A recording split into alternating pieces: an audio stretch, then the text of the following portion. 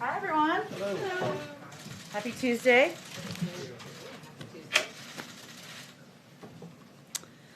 All right, I have a couple of items for all of you at the top. A lot of you have asked, maybe not in this room, but in general, what's next? What are we focused on next? And the answer is the president is going to continue working on getting the American Rescue Plan passed. That is his top priority.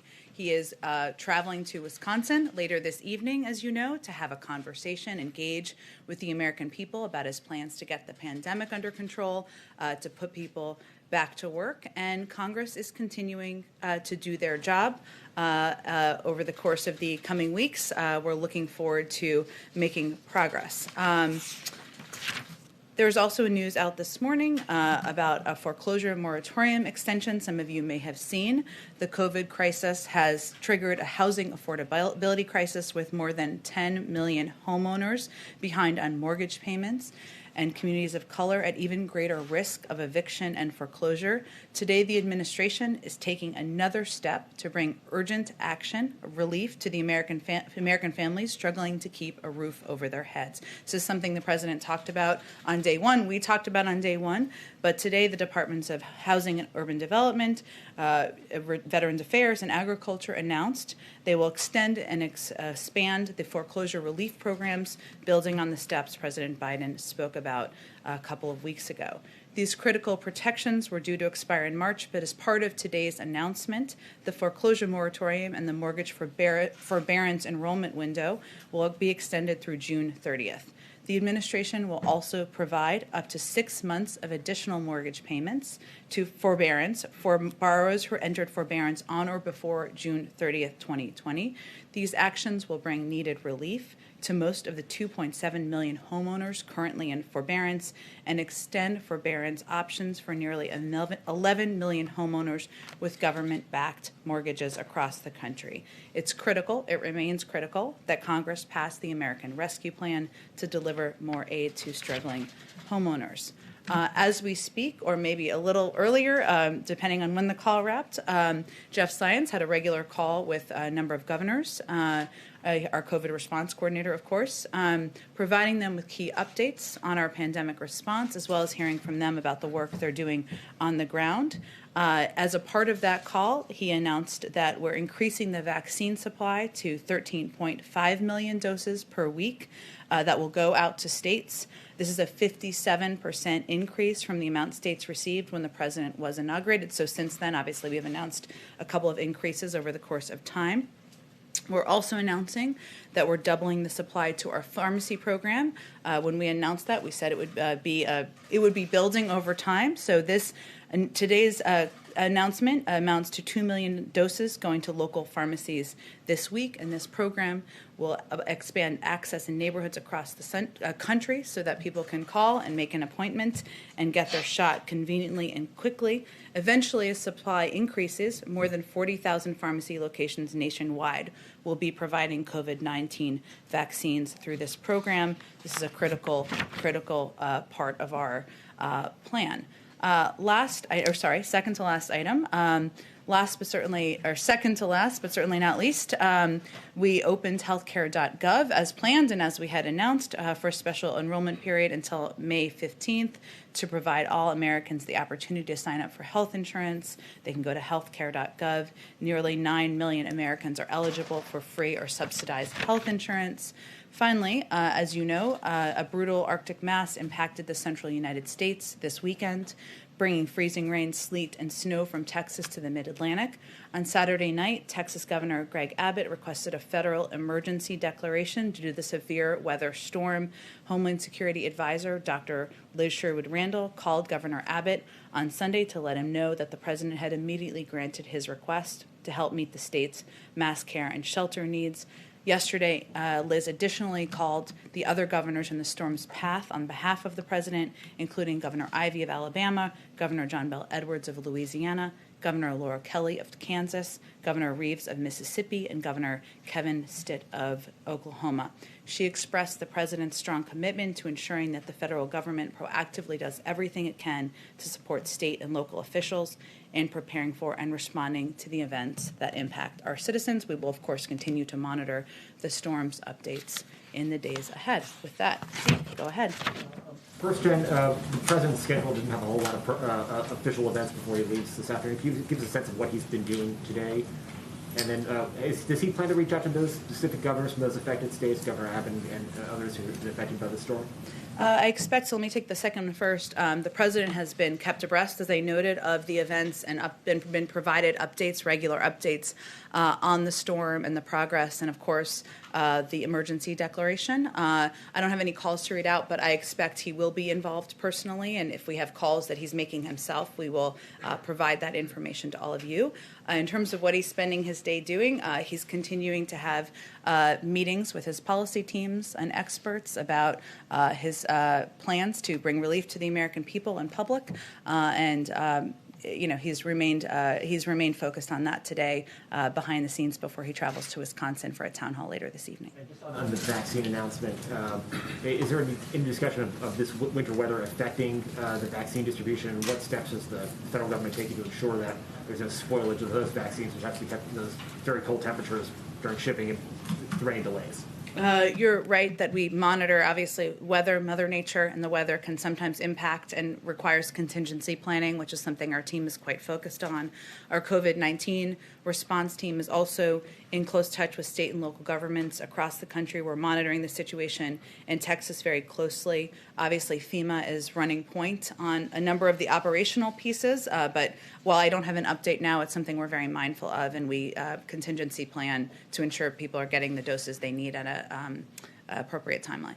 On a different topic, Congressman Benny Thompson filed a civil suit against former President Trump.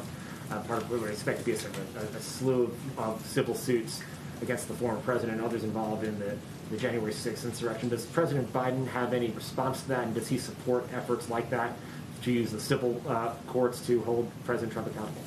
He certainly supports the rights of individuals, members of Congress and otherwise, to take steps through the judicial process, but I don't think we have a further comment on it than that. Go ahead. Oh, sorry, Trevor, let me go to you, I promised. Go ahead. Just on two on foreign policy for you. First, there was a rocket attack in Iraq yesterday, and Iraqi officials have said that the group that took responsibility for that attack has ties to Iran. My question is, one, whether you've made that determination as well, and two, what kind of retaliation would be considered? Sure. Appreciate the question. We're still working through attribution with our Iraqi partners to determine precise attribution for this attack. Obviously, that's a priority.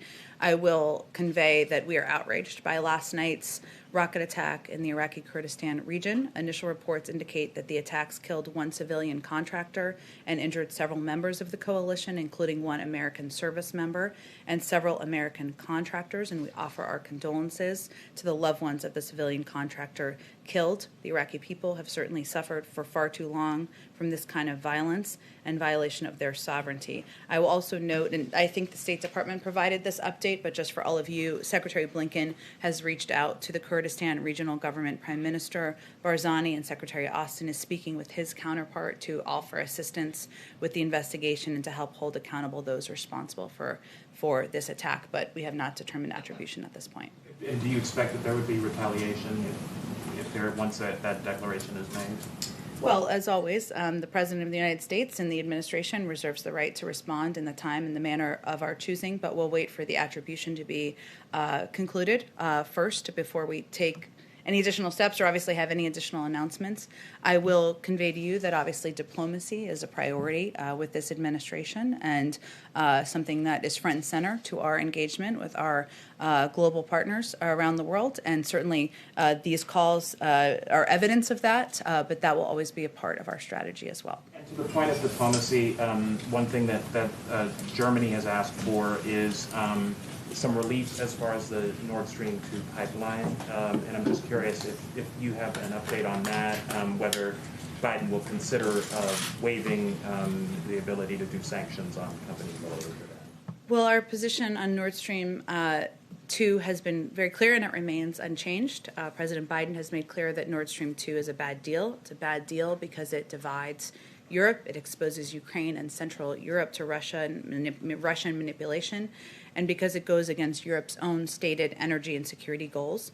We're continuing to monitor activity to complete or to certify the pipeline, and if such activity takes place, we'll make a determination of the applicability of sanctions.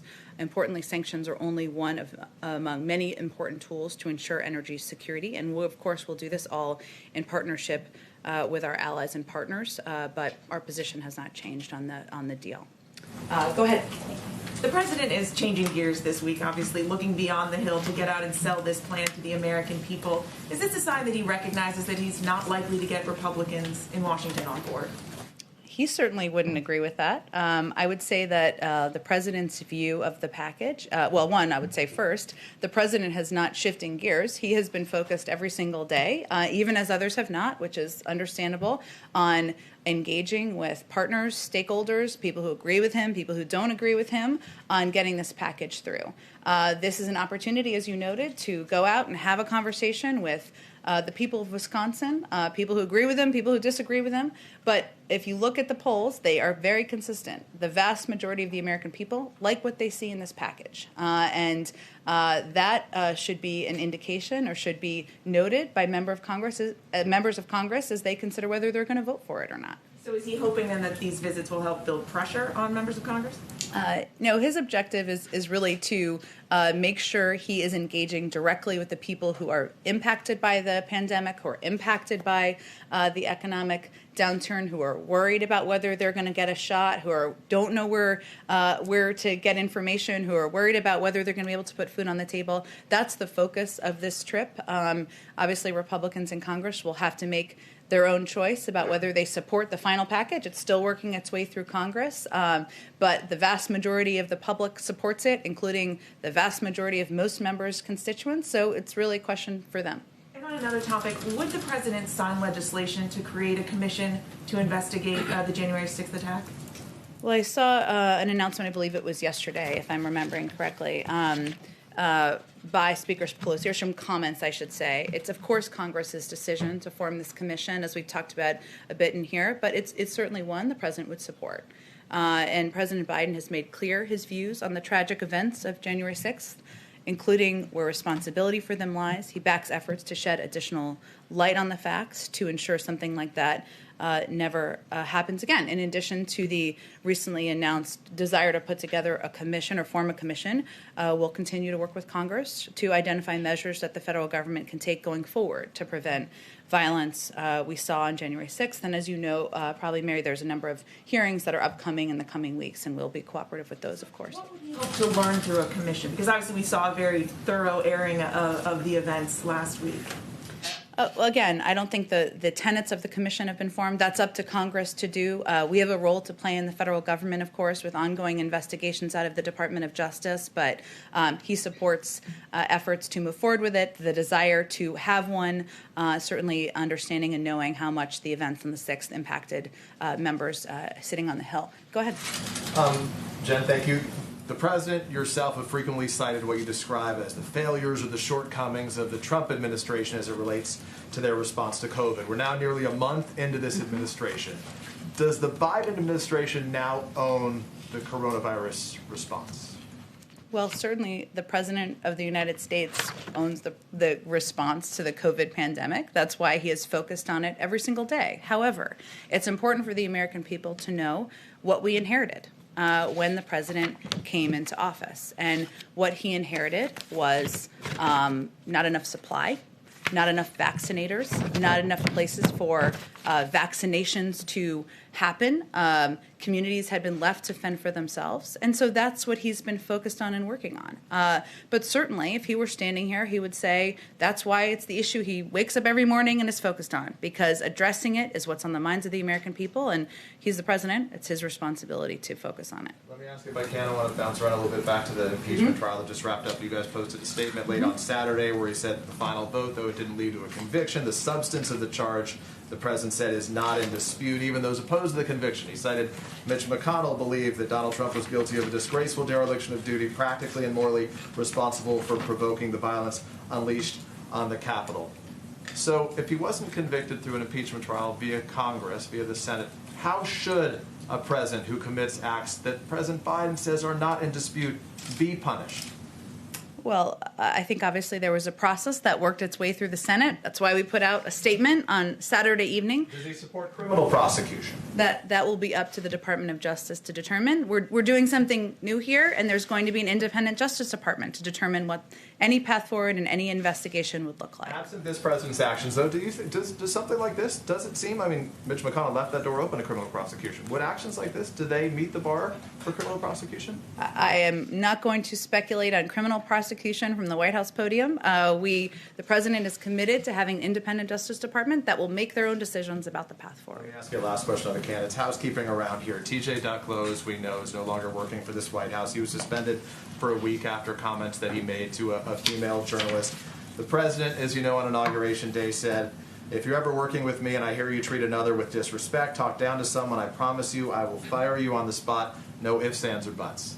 He didn't fire TJ on the spot. He has since resigned. Has the president's position on talking down or disrespecting others changed? I think the president leads by example, and I try to do the same. And on Saturday, when we announced that TJ Ducklow had resigned his position, something we all agreed was the right path forward, I made clear that every day we're going to try to meet the standard set out by the president in treating others with dignity and respect, with civility, and with a value for others through our words and our actions. He's no longer employed here, and I think that speaks for itself. Go ahead. Jen, thank you.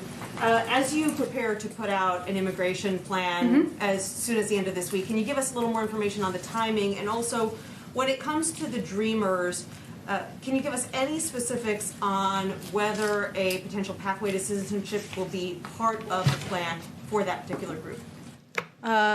Well, there certainly is part of the proposal that the president outlined and proposed on day one is an earned path to citizenship, right, for 11 million immigrants who are undocumented immigrants who are living in the country. He's also somebody who believes in the rights of the DACA recipients to be in the country. He was here during the of course, Obama-Biden administration, of which he played a prominent role, important role, and supported that program. We've outlined the tenets of what we think the proposal should look like, which includes that, but also includes funding to address the root causes, includes investment in smart security. But Congress will have to work through what it looks like moving forward and what components will be included in here or what components could be dealt with separately. And how important will it be to this administration that this be one overarching, large, comprehensive package versus pieces of an immigration plan that are broken up and passed separately? Well, I understand and I've read, I know there's different points of view and different views from prominent and important advocates on this particular issue, but we're going to let the bill be presented formally at some point soon. I'm not going to get ahead of that process, and certainly the president feels that all of these requirements that are in the bill, these components of the bill, are what makes it comprehensive. They all need to be addressed. That's why he proposed them together.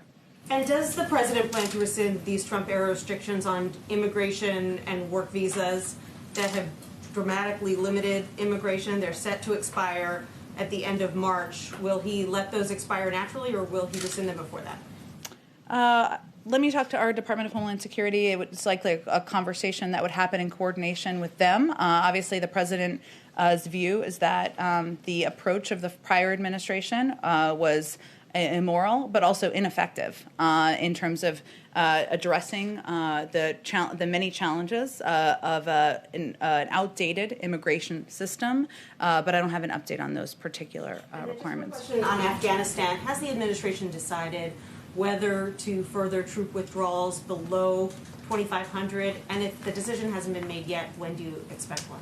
I don't have any update on that front or a timeline of when any additional decisions will be made. Do you feel that the previous administration withdrawing troops so quickly tied this administration's hands? I think the president is somebody who is not new to the global stage and certainly not new to the difficult decisions that need to be made around issues related to Afghanistan, issues related to the men and women who are serving, and our own national security. So he's making decisions through that prism, but I just don't have an update on what any timeline will look like. Go ahead. Thanks, Jen. First, on the vaccine, you were talking earlier about how the president wants to address the concerns of everyday Americans with vaccine and the pandemic. One way the White House Chief of Staff proposed doing that last month was creating a national clearinghouse for vaccine information that would either be available online or through a hotline. Can you update us on the progress of that? Is that close to being rolled out? I don't have any update for you other than to convey that our team is always considering a range of options to make information more accessible, ensure more people, more of the American public know how they can get a vaccine, when they can get a vaccine, where they can go to get a vaccine. That's part of the reason the president is, of course, traveling to Wisconsin, but I don't have any update for you on a clearinghouse or a website. It sounds like that's only still under consideration. Is that something that's really not in the works at the moment? There are a range of options under consideration, and their focus is on taking the steps that are the most effective and efficient and prioritizing those in the order through which they would help the American people. Then on the situation in Texas, beyond disaster relief, is the administration considering any actions to address not only Texas's power grid, but the power grid in the central United States that seem to really struggle with the winter weather? In addition to some other issues, I know Texas is not really part of the national power grid. Is the administration looking at that situation and considering any kind of actions in the short term to address it? Well, I think our focus right now is ensuring that the millions of people across Texas who are impacted by the storm get the relief they need. Obviously, that's why the president and his Homeland Security advisor took very quick action over the weekend. Clearly, as there are investments in the future, in energy forms of energy, I should say, across the country. They'll need to plan for inclement weather, but I think that's a discussion and conversation. It's a little bit down the road. Well, the fact that the Texas grid is not part of the national system, was that alarming to anyone in the administration? I mean, would you prefer that there be a national grid that's all integrated? I would send you to the Department of Energy and others to answer that question. Go ahead. Thanks, Jen. Back on tonight's trip, is there any particular reason Wisconsin was chosen as the site of tonight's town hall? You don't like Wisconsin? No, It's a little cold. I looked it up this morning, but I've been there. It's lovely, but is there any particular reason why? Is it Ron Johnson and trying to put pressure on him, or engage Democrats in the state the president just won? Why Wisconsin? well, Wisconsin is a state where clearly there are Democrats, Republicans, independents, as we saw from the final outcome of the vote in November, people who have different points of view on a range of issues. And it was a state that where people have been impacted by the pandemic, they've been impacted by the economic downturn, and the president felt that he could have a good conversation with people about the path forward, and also even people who disagree with him. So it was not more complicated than that.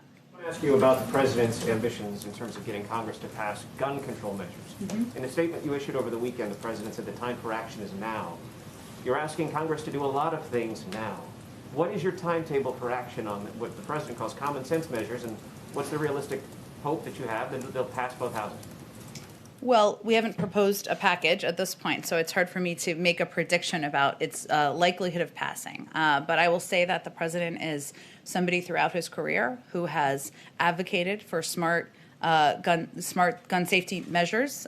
He has not afraid of standing up to the NRA. He's done it multiple times and won on background checks and a range of issues. And it is a priority to him on a personal level. But I don't have a prediction for you or a preview for you on a timeline of a package, and certainly not what it would look like and how it would go through Congress. One more question for you. The colleague who sat in this chair last week asked you a question about whether this administration sees Saudi Arabia or Israel as allies for the United States. Your answer was interpreted by some as something other than yes, so I want to give you an opportunity to answer that question more directly now. Well, first let me say on Israel, I know there's been some questions about when the president will speak with Prime Minister Netanyahu, which was, I think, the root of that question, or how the question started. So let me first confirm for you that his first call with a leader in the region will be with Prime Minister Netanyahu. It will be soon. I don't have an exact day for you, but it is soon. Stay tuned. Israel is, of course, an ally. Israel is a country where we have an important strategic security relationship, and our team is fully engaged. Not at the head of state level quite yet, but very soon. But our team is fully engaged, having constant conversations at many levels with the Israelis. And on Saudi Arabia, I would say, we've made clear from the beginning that we're going to recalibrate our relationship with Saudi Arabia, and that President Biden, and one of the questions there was also, just to go back to the context of it, whether he would be speaking with MBS. And part of that is going back to engagement counterpart to counterpart. The president's counterpart is King Salman. And I expect at an appropriate time he would have a conversation with him. I don't have a prediction of the timeline on that, but I'll also say that we have Saudi Arabia is in a position where they are defending themselves from threats from the region. They have critical self-defense needs, and we will continue to work with them on those, even as we make clear areas where we have disagreements and where we have concerns. And that's certainly a shift from the approach of the prior administration. Okay, go ahead. Just following up on his question, does the president still plan to take executive action on gun violence?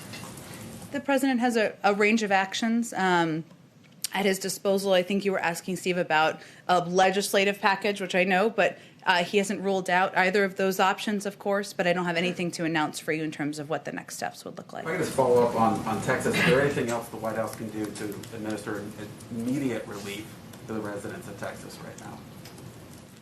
Well, I think we are, our team, our national security team, and in part led by Dr. Liz Sherwood-Randall, who is our Homeland Security Advisor, a position I would note that did not exist in the prior administration, is in close contact, monitoring developments of the storm. The president is kept abreast of that as well, and we are engaged with them on what their needs are and what steps can be taken. Of course, declaring a federal disaster declaration ensures that you have access to national resources, and I think that was a step that was welcomed by the governor. Go ahead. I have a quick circle back question. You said a few weeks ago that the White House would check to see if it was technically possible to release the visitor logs from the Trump administration. Is there any answer on that? I actually did answer that question. So, yes. What was the answer? The answer was it exists in the National Archives, so they would have access, and you'd have to go to them for access to archives of their visitor logs from their period of time when President Trump was there. And then you said a gun package, TBD on timing. It's not in the works yet. In terms of what's next after the relief package, is the plan to still do a big Build Back Better bill next, or a more narrow infrastructure bill next? Do we know what's coming next? We're focused right now on getting the American Rescue Plan passed, but the president is committed to engaging with a range of stakeholders. Of course, he had the meeting last week with senators about infrastructure. It's one of the areas where there's opportunity to work together. I think most people wouldn't argue that our roads, our bridges, our streets need to be rebuilt, but there are a lot of different needs and policy objectives the president has. So we haven't yet determined what the next priority forward would be, but he is engaging with his policy teams, as Zeke asked earlier, what he did today, what he did over the weekend, and a lot of that is having those discussions internally and with stakeholders about what's next. Go ahead. Yeah, thanks, Jen. A couple of quick questions. Both Senators Joe Manchin and Kristen Sinema have both expressed some opposition to increasing the minimum wage as it's laid out currently in the proposal in the Senate. And I wondered, is President Biden open to, lengthening the period of time over which the minimum wage could be increased? So, for example, getting it to $15 by 2030. Is he open to potentially extending the timeline there to get more people on board? Well, we'll let the process play out through the Senate, through the House first, and through the Senate as they're negotiating what the final components will look like in a package. The president put an increase in the minimum wage in the initial package because he thinks it's important for American men and women who are have a full-time job, working hard, to have a decent wage, and he thinks it's a long past time to raise the minimum wage. But we'll let the process see itself through, and I'm not going to negotiate what he'd be open to and not from the podium. Just a couple other quick ones. One, I just wanted to clarify something. Prime Minister Trudeau's office, after his call with President Biden in January, he said that they had agreed to meet in February, and I just want to see you clarify, did they plan to meet in person, or was that just, the phrasing was off and they planned to have another call? I was just curious. You can meet over video, as we all know. I don't have any timeline of a meeting to convey or to confirm for you, though I would anticipate for all of you that it will be a couple of months before their president has an in-person or invites a foreign leader to meet in person here at the White House. And the last thing, spring training for baseball starts this month, and I wondered. So my husband tells me. Has the White House or the Biden administration been in touch with Major League Baseball to give recommendations about safety protocols, about whether it's safe to have the season at this point? I'm happy to check with our COVID team and see if they've had any conversations. Obviously, this is not the first season during the pandemic, but I will check and see if there's any role we have to play here. Go ahead in the back. Thank you, Jen. With the President Trump's impeachment behind us, do you believe an impediment has been removed in terms of passing the COVID Relief Act? I mean, was that a distraction for anyone on the Hill or in the White House? It certainly wasn't for us. And members of Congress on the Hill continue to do their job in having conversations at the committee level. It was obviously an important week in our nation's history. We put out a statement from the president on Saturday, and we understand why there was a focus on it from, of course, the media and also from many in the public. But we have said from the beginning that the president would remain laser focused on getting the American Rescue Plan passed. That's exactly what he did last week and what he'll continue to do this week, and we are pleased with the urgency we've seen from members of Congress as well. Go ahead. Jen, does the president still plan to address Congress this month, as he has said he expects to? And do you have any information for us about the timing? We don't know where the February 23rd date came from. It's a great mystery. I've not Nancy Drew'd that one out yet, but it was never planned to be in February, and we don't have a date for a joint session at this point. Certainly the president looks forward to addressing the public. We remain in touch with leaders in Congress about a timeline and a format and what that would look like. Obviously, it won't look like it has looked like in the past, that many of you have covered and I've attended, where you all sit on the floor of Congress and the president gives a speech because of COVID.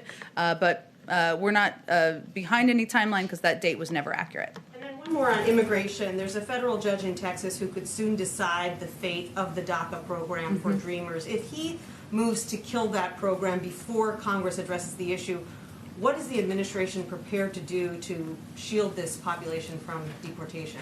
Well, the DACA program is important to the president. It is a program that he has long been committed to protecting and preserving and taking every step he can to do exactly that.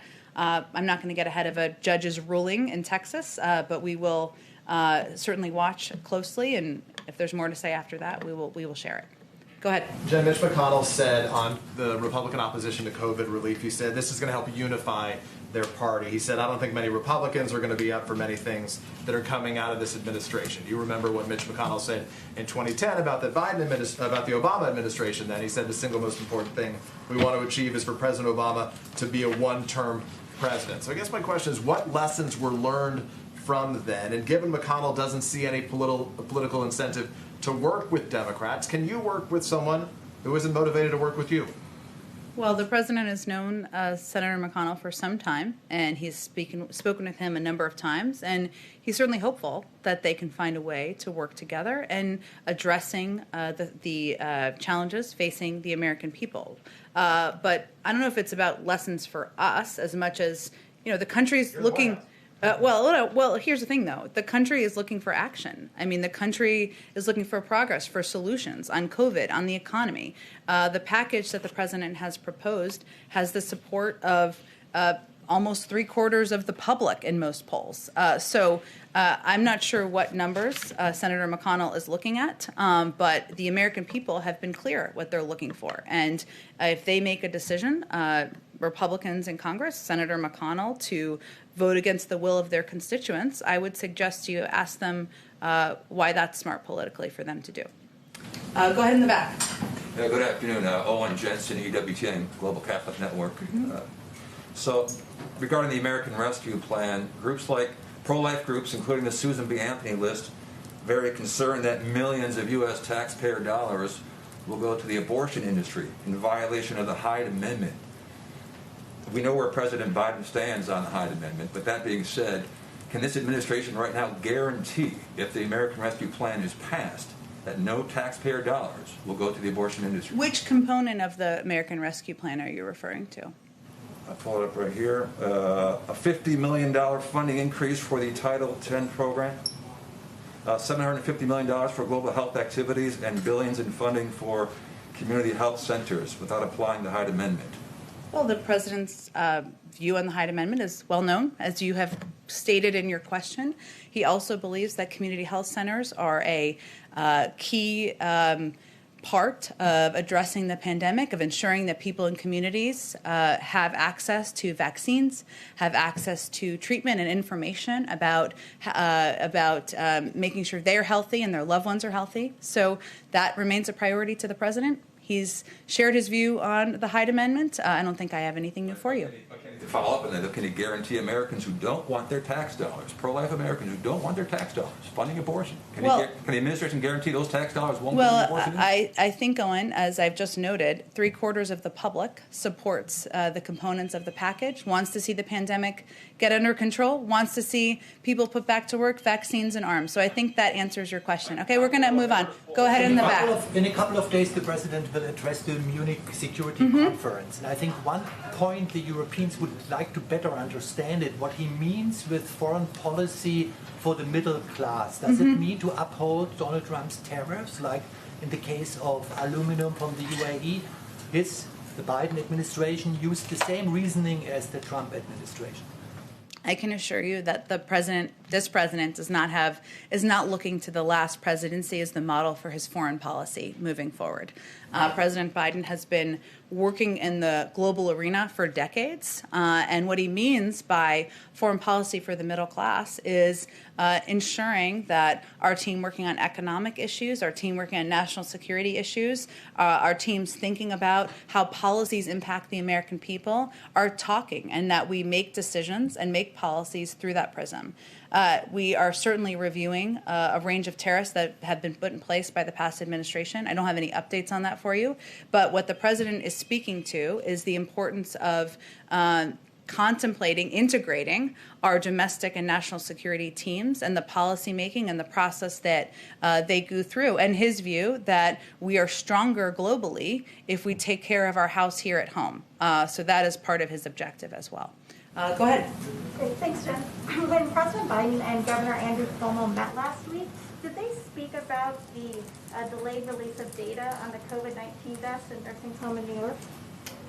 The focus of the meeting was on the president providing an update on his plans to help get the pandemic under control, to discuss with them the American Rescue Plan, and in a large group meeting, have a discussion about what the challenges were that were facing governors and mayors. You heard some of the mayors come out here, so no, that was not a focus of their conversation or a topic.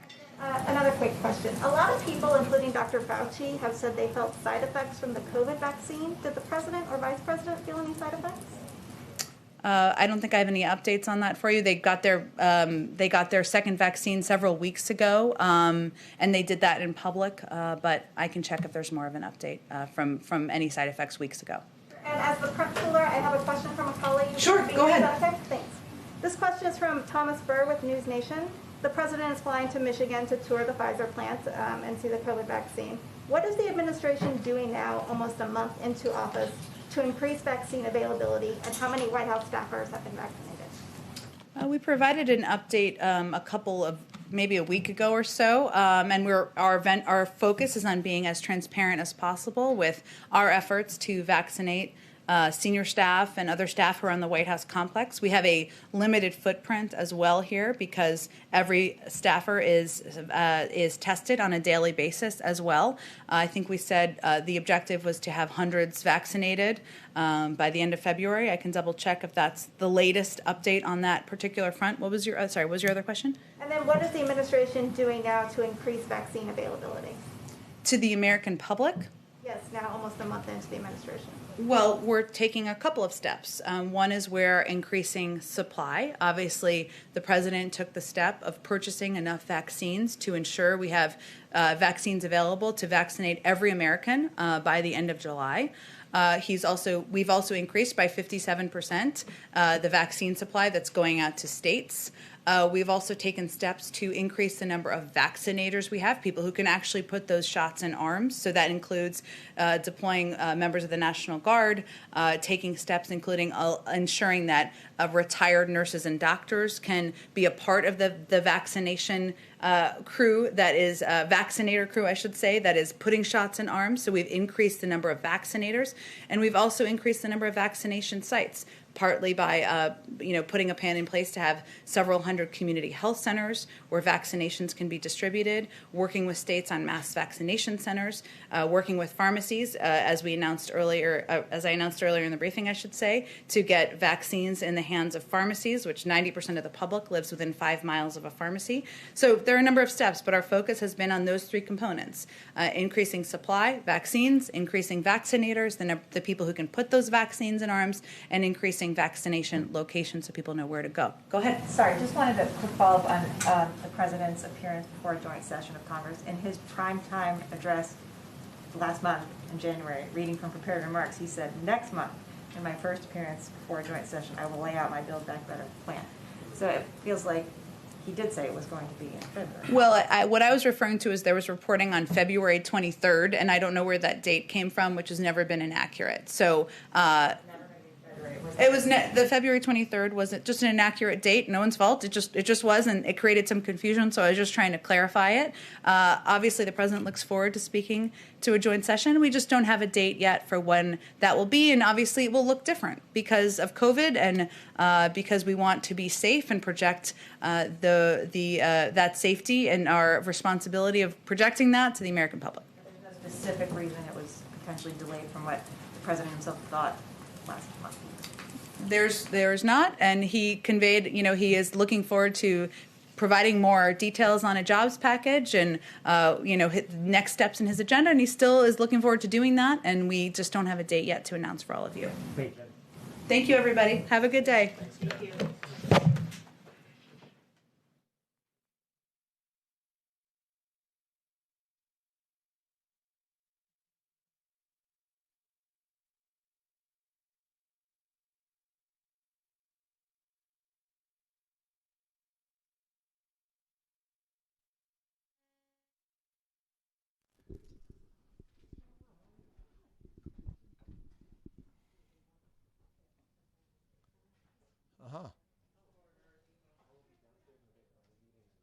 Yes.